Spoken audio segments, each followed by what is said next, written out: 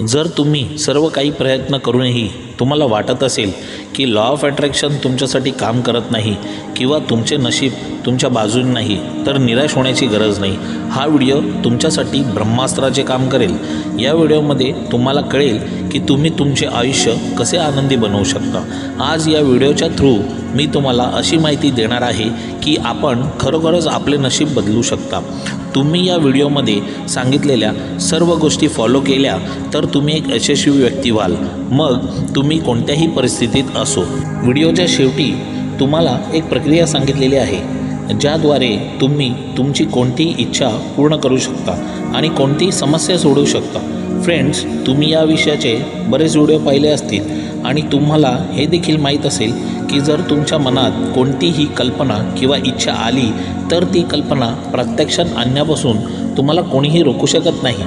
पण तो क्षण कोणता आहे जेव्हा सबकॉन्शियस माइंड पूर्णपणे ॲक्टिव्ह असतो. बहुतेक सर्वजण म्हणतात की सकाळी उठल्यावर सबकॉन्शियस माइंड ॲक्टिव्ह असतो, पण केव्हा कोणत्या वेळेला असतो हे कोणीच सांगितलेले नाही. फ्रेंड्स, साधारणपणे तुम्ही सकाळी जेव्हा उठता तेव्हा तुमचे मन ॲक्टिव्ह असते. म्हणजे याचा अर्थ तो फक्त तुमचे शब्द ऐकतो परंतु स्टोअर करीत नाही.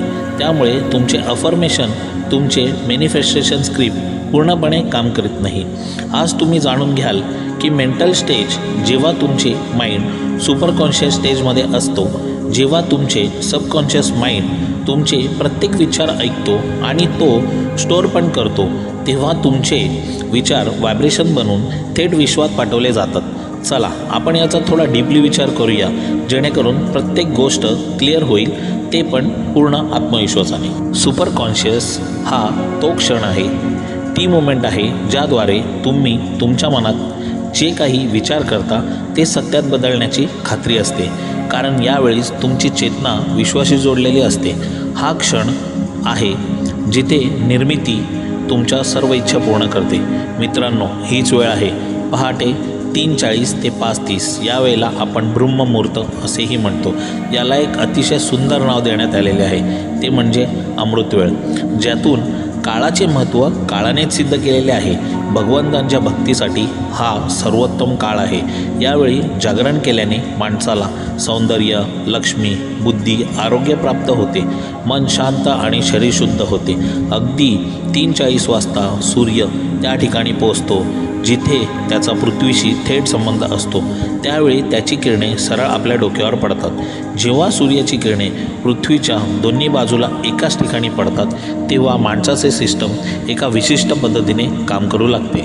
मित्रांनो, विश्वाच्या शक्तीचा उपयोग करण्याची हीच खरी वेळ आहे. मी हे निश्चितपणे सांगू शकतो, कारण ज्यांना पण मी ही गोष्ट सांगितलेली आहे त्यांचे आयुष्य पूर्णपणे बदललेले आहे. जेव्हा तुम्ही सकाळी उठता तेव्हा तुमचे सिस्टम एका विशिष्ट पद्धतीने वागते. आपण हे योग्यरित्या वापरल्यास आपल्याला विश्वसनीय परिणाम मिळतील.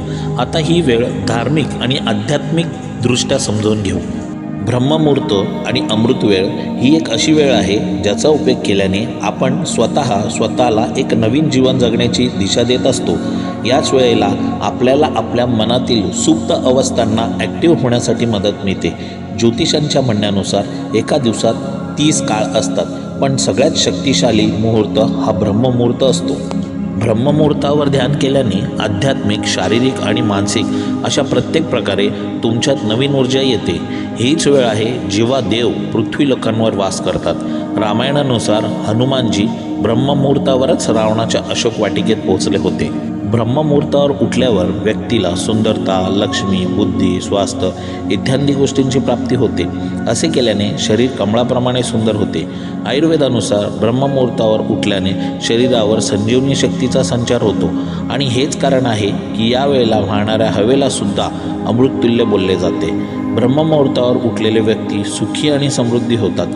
ऋग्वेद आणि सामवेदामध्येही याचा उल्लेख आहे. जर तुम्ही तुमच्या इच्छा ब्रह्ममुहूर्तामध्ये व्यक्त केल्या आणि त्या तुमच्या चेतनेपर्यंत पोचवल्या तर त्याची पूर्तता निश्चित आहे. आजच्या आधुनिक शास्त्रज्ञांचाही असा विश्वास आहे की ब्रह्ममुहूर्तावर असे काही घडते जे कल्पनेच्या पलीकडे आहे. आता समजून घेऊया की आपल्याला या वेळेचा प्रयोग कसा करायचा आहे. मी तुम्हाला याचे 2 प्रकार पुढे सांगत आहे. एक, आपल्याला सकाळी 3:40 ते 5:30 यामध्ये उठायचे आहे. त्यानंतर 5 मिनिटे आपल्याला आपल्या इष्टदेवतांचे नामस्मरण करायचे आहे. ज्याला पण तुम्ही मानता, जसे राम, अल्लाह, जिजस, वाहेगुरु, त्यांचे नामस्मरण करायचे आहे. त्यानंतर आपण ज्या समस्यांमध्ये आहोत त्या समस्या आपण एका कागदावर लिहायच्या आहे आणि आपल्या समस्या आपल्याला अशा प्रकारे लिहायच्या आहेत की आता त्या समस्या तुमच्या समस्या राहिलेल्या नाहीत. मी एका उदाहरणाद्वारे तुम्हाला समजवतो. कल्पना करा की तुम्ही पैशाच्या समस्याने खूप चिंतेत आहात. तर तुम्हाला एका कागदावर लिहायचे आहे की आता माझ्या आयुष्यात पैशाची समस्या राहिलेलीच नाही. माझे सर्व काम अगदी सहजपणे पूर्ण झालेले आहे. माझे उत्पन्न पूर्वीपेक्षा खूप जास्त आहे आणि माझा व्यवसाय किंवा माझी नोकरी खूप चांगली चालली आहे. हे परमेश्वरा, मी तुझे आभार मानतो. हे दररोज त्याच वेळी म्हणजे ब्रह्ममुहूर्तावर किमान 10 मिनिटे तरी वाचायचे आहे. मित्रांनो, लिहायचे एकदाच आहे. यानंतर तुम्हाला ज्ञानमुद्रेमध्ये बसावे लागेल. तुम्ही कुठेही बसून हे करू शकता. तुम्हाला जे काही करायचे आहे म्हणजे तुम्ही जे काही काम करत आहात, ज्या कामातून तुम्ही पैसे कमवत आहात ते खूप चांगले चाललेले आहे आणि तुम्ही आणि तुमचे कुटुंब खूप आनंदी आहात. पेमेंट प्राप्त करत आहात. तुम्ही लोकांना पैसे देत आहात. आपण काही दिवस हे कराल तर निश्चितच तुमच्या आयुष्यात कुठेतरी यशस्वी व्हाल. दुसरा मार्ग म्हणजे तुम्हाला सकाळी ब्रह्ममुहूर्तावर म्हणजेच 3:40 ते 5:30च्या दरम्यान उठायचे आहे. त्यानंतर तुम्हाला तुमच्या देवाचे नाव घ्यायचे आहे आणि त्यानंतर तुमची इच्छा 3 वेळा बोलायची आहे. हे करण्यासाठी आंघोळ करणे आवश्यक नाही. फक्त तुमचे मन चांगले ठेवा. ते करण्यापूर्वी काही खाऊ नका आणि इतर कोणतेही विचार तुमच्या मनात येऊ देऊ नका. सुरुवातीला अडचणी येऊ शकतात, पण जेव्हा तुम्ही सतत 7 दिवस हे कराल तेव्हा तुम्हाला याचा परिणाम स्वतःच दिसेल.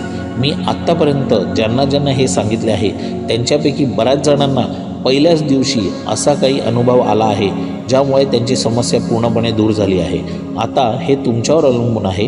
तुम्ही जेवढे जास्त प्रयत्न कराल तेवढा तुम्हाला जास्त नक्की फायदा होईल.